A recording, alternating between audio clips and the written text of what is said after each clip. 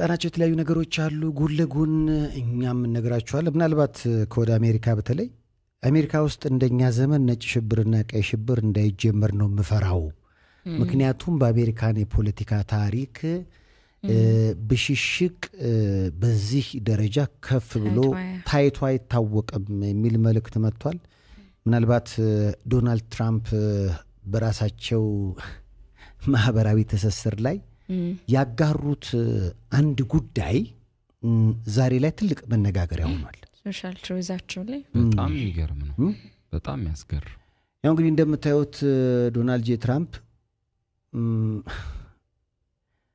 ካሁን በፊት አሜሪካንን የመሩ ናቸው። 8 ዓመት ባራክ ኦባማ እና ባለቤታቸው ሚሼል ኦባማን የቺምፓንዚ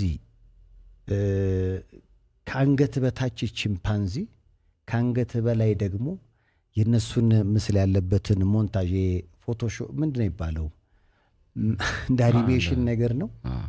እና ይህን ነገራቸውን በተመለከተ እንግዲህ ይህንን መፖሰታቸውን በተመለከተ ብዙዎች ብዙ እያሉ ነው። በእኔ እምነት ቀጣዩ አሜሪካ በጣም ከባድ አደጋ ውስጥ የምትወድቅ ሊሆን ይችላል። ምክንያቱም ቀጣይ የዓለም ዋንጫ አለ። የዓለም ዋንጫ ላይ የሚመጡ በጣም ከብዙ ሀገራት የሚመጡ ቆዳቸው ጥቁር የሆኑ አፍሪካውያን ብሎም ደግሞ የሌላ ሀገር ዜጎችም አሉ። የዓለም ዋንጫ የምታዘጋጀው አሜሪካ፣ ሜክሲኮና ካናዳ አይደሉ? በዋነኝነት ግን አሜሪካ ናት። የሚገርመው ነገር በትራምፕና በባራክ ኦባማ መካከል ልክ ከሌሎች መሪዎች ጋር የነበራቸው አይነት ይሄ ከብድ ያለ ሊበጠስ ያለ ቁርሾ አልነበራቸውም። እንደውም ቅርብ ጊዜ አብረው ሁላ ተቀምጠው አንድ መድረክ ላይ በደንብ እያወሩ እየተሳሳቁ ሲነሱ ነበርና ይሄንን ስትመለከት ግን በቃ የሆነ ነገር አለ ማለት ነው እንድትል ነው የሚያደርገው። የምርም እንደዛ እንድትል ነው የሚያደርገው። አሁን እንግዲህ ሲኤንኤንን ጨምሮ ዶናልድ ትራምፕ ሼር ያደረጉት ዘረኝነትን የሚያንጸባርቅ ቪዲዮ አሁን የብዙዎች መነጋገሪያ ሆኗል እያለ ነው። እንግዲህ ሲኤንኤን በአሜሪካን ታሪክ እንዲህ አልነበረም። ብሽሽቅ የሆነ ጊዜ ላይ ምርጫው ላይ ብቻ የሚያበቃ ነው። ከዛ ቂም የሚባል ነገር አያውቁም ነበረ። ያቺ የምርጫዋ ሰሞን ስድድቡ ጫፍ ይደርሳል። ብዙ ሊባባሉ ይችላሉ።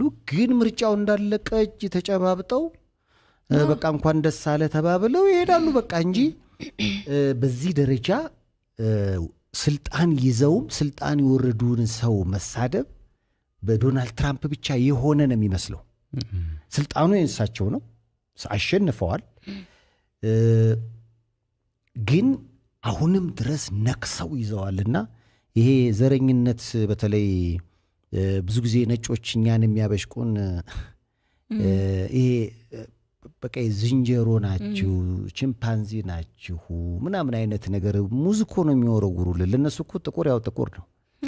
ያ ማለት መቼም ይገባናል። ይሄ ቪዲዮ እሳቸው ሼር ያደረጉት ቪዲዮ በእሳቸው ደረጃ ያለን ሁሉን እንደ አባት ማኖር ያለበት መሪ ሼር ማድረግ የማይገባው ነው።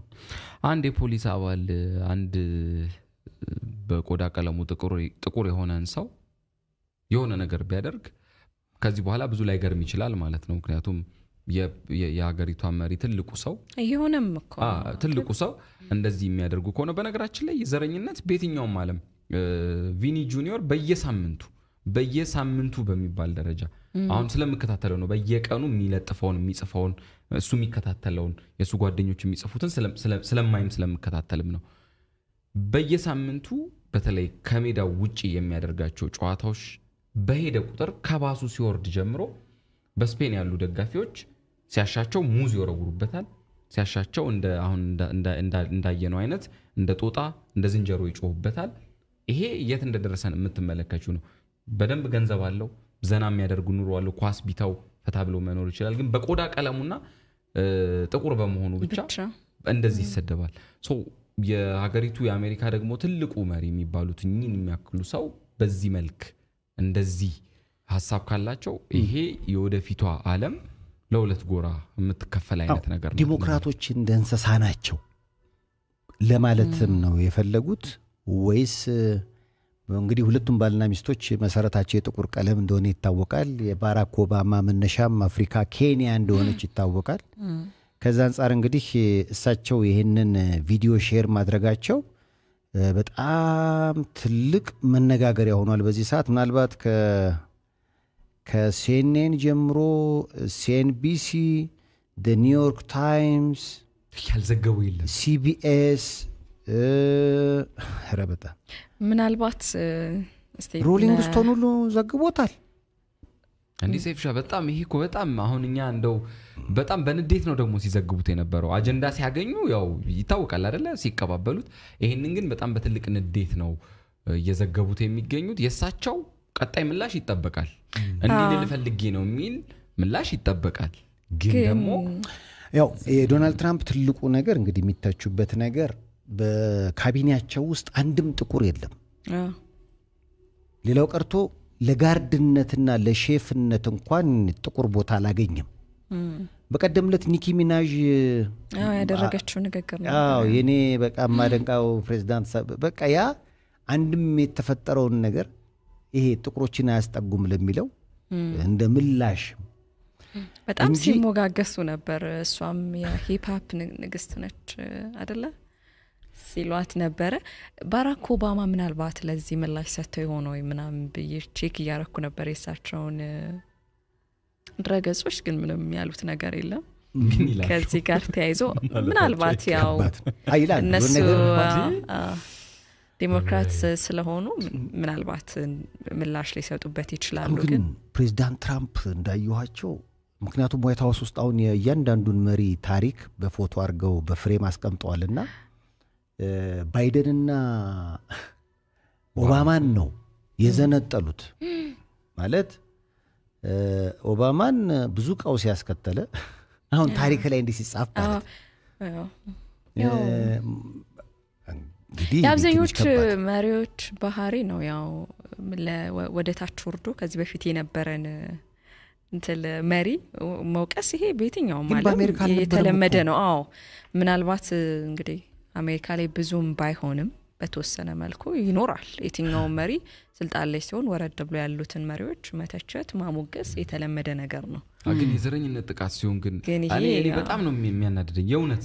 አሁን አንዳንድ ነገሮች አሁን ሚዲያም ሲሆን ምንም ቶለሬት የምታደርገው ነገር አለ ከስሜት ጋር ታግለህ ምናምን። እግር ኳስም ሲሆን ለዛ ነው ቅድም ያነሳሁት ከዘረኝነት ጋር የተያያዘ ነገር ሲሆን ግን አይ ቲንክ ከንትኑ ያለፈ ነው፣ ከመስመር ያለፈ ነው። በቃ በማንነት ከማይቀበል ሰው ጋር መኖር እንደማለት ነው። ይሄ በቃ አንተ ሰው አይደለም እንደማለት ነው ለኔ እና የሚታይ።